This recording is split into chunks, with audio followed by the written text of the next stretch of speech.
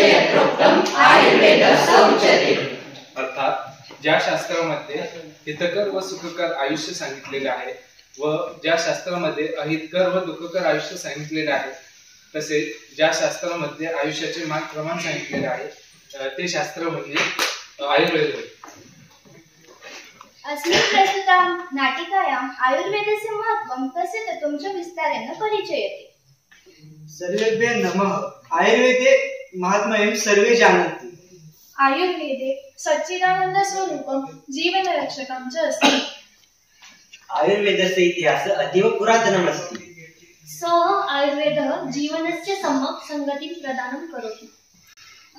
स्वास्थ्यं केवलं शारीरिकं न अपितु मानसिकम् आत्मिकं च।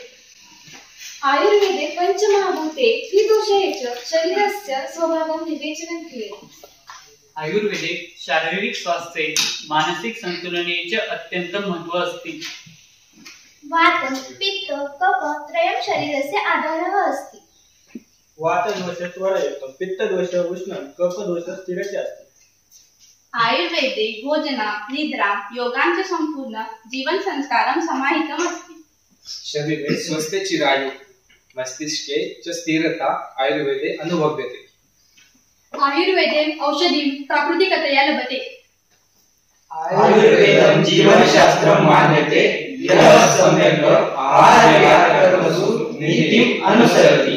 आयुर्वेदे शान्तं स्वस्थं च जीवनं प्रति मार्गदर्शनम् अस्ति। आयुर्वेदे महिम्नं सम्पूर्णे जगति प्रसिद्धम् अस्ति। स्वास्थ्यं सर्वोत्तमम् उपहारम् अस्ति। आयुर्वेदे सर्वे सुखी च स्वस्थः। धन्यवाद। आयुर्वेदाय जीवनं धर्मे सुखेन च। आयुर्वेदं